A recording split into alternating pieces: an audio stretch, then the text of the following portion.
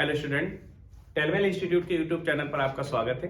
मैं आज आपके लिए लेकर के आया हूँ पॉलिनोमियल पार्ट 2। ओके, आप लोगों ने अगर पार्ट 1 नहीं देखा है तो आप डिस्क्रिप्शन में जाइए, उस पर लिंक डली हुई है, उसको आप देख सकते हैं। ओके, तो कल मैंने आप लोगों को बेसिकली बताया था कि पॉलिनोमियल्स क्या होते हैं, टाइप्स ऑफ पॉलिनोमियल क्या होते हैं।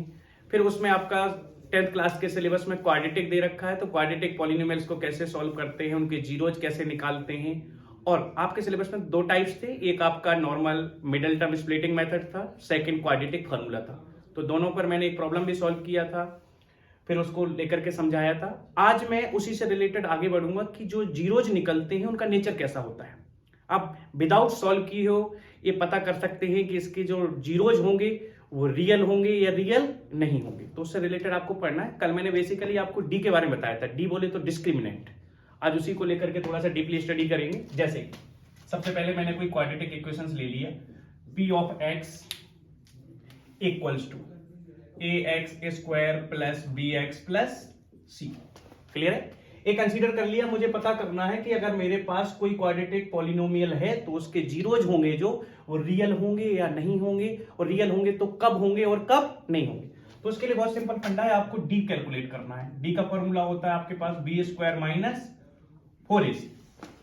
डी का वैल्यू निकालने के बाद आपके पास तीन कंडीशंस बनेगी, नंबर 1, नंबर 2 और नंबर 3। नंबर 1 में क्या पढ़ना है, अगर आपका डी का वैल्यू ग्रेटर देन 0 आ सकता है, डी का वैल्यू इक्वल टू 0 आ सकता है और डी आपका लेस देन 0 आ सकता है। तीन केस बनेंगे। इन तीनों केस के अकॉर्डिंग आप नेचर ऑफ रूट्स बताएंगे। अगर आपका ये कंडीशन सेटिस्फाई होता है तो आप बाकायदा लिखेंगे इधर क्या है आपका रूट्स और जीरो सेम चीज है। ओके, इनके नेचर के बारे में पढ़ना है, इनका नेचर कैसे होगा। तो जब आपका डी ग्रेटर देन 0 होगा तो उस सिचुएशन में आप क्या लिखेंगे, इसके जो रूट्स होंगे वो क्या होंगे, real and different. Real and different. अगर आपका डी इक्वल टू 0 आता है तो क्या होंगे, real and equal. Real and equal. Third case में अगर आपका लेस देन 0 बोले तो नेगेटिव। अगर कभी भी नेगेटिव आ जाता है तो उस सिचुएशन में डायरेक्ट आपको लिख देना है no real roots. Okay student, तो ये तीन चीजें आपको पढ़नी है। सारा किस पर डिपेंड करेगा, डी पर। अगर आपका डी ग्रेटर देन 0 आता है, ग्रेटर देन 0 बोले तो पॉजिटिव। डी इक्वल टू 0 आता है तो डी लेस देन 0 बोले तो नेगेटिव। इफ पॉजिटिव आता है तो रियल एंड डिफरेंट रूट्स, 0 आता है तो रियल एंड इक्वल रूट्स, और नेगेटिव आता है तो नो रियल रूट्स। और नो रियल रूट्स मींस इसको आपको सॉल्व नहीं करना है। ओके स्टूडेंट, देन मैं एक एग्जांपल ले लेता हूं, एग्जांपल की मदद से आपको बताऊंगा तो ज्यादा अच्छे से समझ में आ जाएगा। ओके, देखिए यहां पर एक एग्जांपल कंसीडर कर लेते हैं। एक सपोज पॉलिनोमियल ले लिया मैंने आपका 3x square plus 5x minus, इधर मैंने सपोज आपका ले लिया 6। ओके, ये आपने मैं क्वाड्रेटिक इक्वेशन कंसीडर कर लिया है। अब आपको चेक करना है इसके रूट्स रियल होंगे, रियल नहीं होंगे, इक्वल होंगे या फिर डिफरेंट होंगे। ओके, तो सबसे पहला काम होता है एबीसी को पहचानना है। तो इसमें आप देख रहे हैं ए का वैल्यू है 3, बी का वैल्यू है आपके पास 5 एंड सी का वैल्यू है आपके पास -6। इसके बाद आपको डी का वैल्यू कैलकुलेट करना है। तो आप देख रहे हैं कि डी का फॉर्मूला आपने क्या पढ़ रखा है, b square minus 4ac। Value substitute करेंगे, 5 square minus 4 into 3 into -6 with sign लेना है। देन 5 स्क्वायर 25 माइनस माइनस ये प्लस हो जाएगा, 4 3 जा 12, 12 6 जा 72। ओके स्टूडेंट, तो 5 to 7 ये आपका आ जाएगा 7 to 9। वैल्यू क्या आया आपका डी का 97 आया, जो कि ग्रेटर देन 0 है, मींस पॉजिटिव है। और अगर कभी भी डी का value greater than equal to 0 आता है तो ये फर्स्ट कंडीशन पे ध्यान देंगे, क्या आएगा आपका roots real and different. Means जो एक्स की वैल्यू आएंगी वो आपकी रियल भी होंगी और साथ में डिफरेंट होंगी। मींस जो दोनों जीरोज निकल के आएंगे वो दोनों डिफरेंट होंगे। क्लियर है? अब वो वैल्यू कौन कौन सी होंगी उसके लिए कल हमने पढ़ा था क्वाड्रेटिक फॉर्मूला। क्लियर है? तो पहले अपन ने नेचर और रूट्स पता किया। नेचर और रूट्स पता करने के बाद अब आपको उनकी वैल्यू निकालनी है कि इसके जो जीरोज होंगे वो क्या होंगे, जो दोनों रियल और डिफरेंट बनेंगे। ओके, तो उसके लिए मैंने कल आपके पास एक फॉर्मूला बताया था, वो कौन सा था, क्वाड्रेटिक फॉर्मूला। तो यहां पर देखेंगे आप by quadratic formula. Okay student, तो क्वाड्रेटिक फॉर्मूला में आप लोगों ने क्या पढ़ा है, x equals to minus b plus minus under root D upon 2a।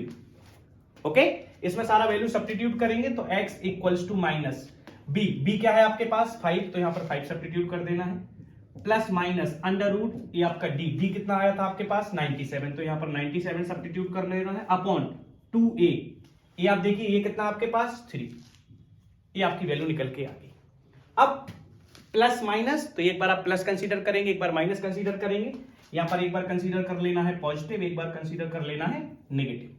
Okay, तो जब आप पॉजिटिव लेके चलेंगे तो x इक्वल टू आ जाएगा आपका -5 प्लस अंडर रूट 97 अपॉन 2 3 जा 6, एक आपका ये रूट्स मिल गया। And second is x equal to -5 minus under root 97 upon 6, ये आपके रिक्वायर्ड जीरो निकल के आ गए। ओके स्टूडेंट, तो समझ में आ गया होगा सब लोगों को कि अगर आपके पास कोई क्वाड्रेटिक पॉलिनोमियल दे रखा है, इसके जीरोज निकालने हैं तो कैसे निकालेंगे। सबसे पहला काम आपको एबीसी निकालना है, एबीसी निकालने के बाद डी का वैल्यू कैलकुलेट करना है। डी का वैल्यू अगर ग्रेटर देन 0 आता है तो रियल एंड डिफरेंट रूट्स होते हैं। इन डिफरेंट रूट्स की वैल्यू निकालने के लिए बाई क्वाड्रेटिक फॉर्मूला आप सॉल्व करेंगे। तो ये क्वाड्रेटिक फॉर्मूला आपके सामने लिखा हुआ है -b plus minus under root D upon 2a, सारी वैल्यू सब्स्टिट्यूट करना है, एक बार पॉजिटिव लेना है, एक बार नेगेटिव लेना है। ओके स्टूडेंट, देन क्लियर है। देखिए ये तो आपका ये था, अब आप थोड़ा सा आगे बढ़ते हैं। सपोज आप एक नो रियल रूट्स वाला केस कंसीडर करके चलते हैं, आप चाहो तो इसको स्क्रीनशॉट ले सकते हैं। Okay student,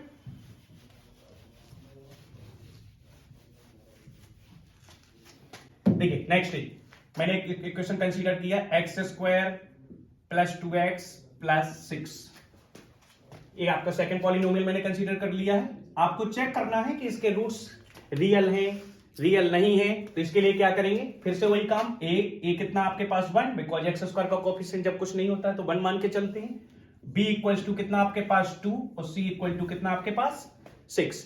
now again d का वैल्यू कैलकुलेट करेंगे, b² minus 4ac, d equals to v कितना आपके पास 2a² minus 4 into 1 into 6, 2 square 4, 6 4 जा 24, आंसर इज -20। डी क्या है आपका नेगेटिव, नेगेटिव बोले तो लेस देन 0, और जब लेस देन 0 होता है तो सामने लिखा है नो रियल रूट्स, मतलब इसके रियल रूट्स ही पॉसिबल नहीं है, मींस इसके आप रूट्स कैलकुलेट नहीं कर सकते हैं। तो इसमें कुछ नहीं करना है, सीधे लिख देना नो रियल रूट्स, और जब रूट्स ही रियल नहीं है तो आगे सॉल्व करने की जरूरत नहीं है, यही आपका फाइनल आंसर माना जाएगा। ओके स्टूडेंट, तो आपको ये सारी चीजें क्लियर होंगी, डन।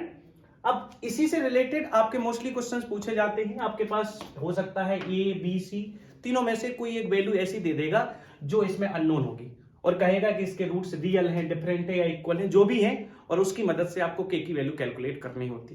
तो एक उस पर न्यूमेरिकल ले लेते हैं, एक छोटी सी प्रॉब्लम है और सॉल्व करके ये टॉपिक खत्म करते हैं। ओके स्टूडेंट, देखिए सपोज आपके पास क्वेश्चन कैसे आएगा, find k if polynomial p of x equal to x² minus +1 has equal यहां लिख देते हैं हैज इक्वल रूट्स, ऐसा ही बोल सकता है has real and equal roots. Okay, तो क्या बोला उसने, ये आपके पास कोई पॉलिनोमियल है, इसका रूट्स क्या है, रियल एंड इक्वल है, तो तुरंत आपके दिमाग में आना चाहिए कि real and equal means second case. Okay, इस सेकंड केस अगर बनता है तभी रियल एंड इक्वल रूट्स होते हैं, मींस आपको यही प्रोसीजर फॉलो करना है। मींस सॉल्यूशन लिखेंगे, सॉल्यूशन में आप देखेंगे सबसे पहले एबीसी कंप्लीट करना है, p of x equals to 2x² minus kx plus 1 था आपके पास, a का वैल्यू 2 हो जाएगा, b का value with sign minus k हो जाएगा, c का वैल्यू 1 हो गया। ये आपने एबीसी लिख लिया।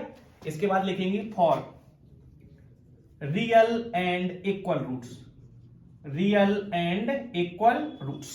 Okay, real and equal roots के लिए आपने क्या पढ़ रखा है, d equals to 0, d equals to 0 means b² minus 4ac equals to 0, b का वैल्यू सब्स्टिट्यूट करेंगे, b कितना आपके पास -k का square minus 4 into 2 into 1 equals to 0, then k² minus 8 equal to 0, k² equals to 8, then k equals to plus minus √8, because जब भी square हटाते हैं तो हमेशा प्लस माइनस लिया जाता है। इसको अगर और सिंप्लीफाई करना चाहें आप तो ये k equals to plus minus 2√, ये आपकी पॉसिबिलिटी बन सकती है।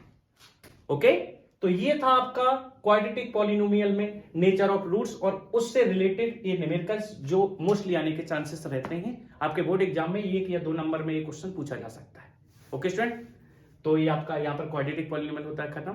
Thank you student. ओके, अगर आपको लगता है कोई ऐसी प्रॉब्लम है जो इससे कवर नहीं हो रही है, आपको कोई एक्स्ट्रा डाउट आ रहा है, तो आप कमेंट बॉक्स में जाकर के उसको मेंशन करिएगा। नेक्स्ट वीडियो में उस प्रॉब्लम को सॉल्व किया जाएगा। Okay student, thank you.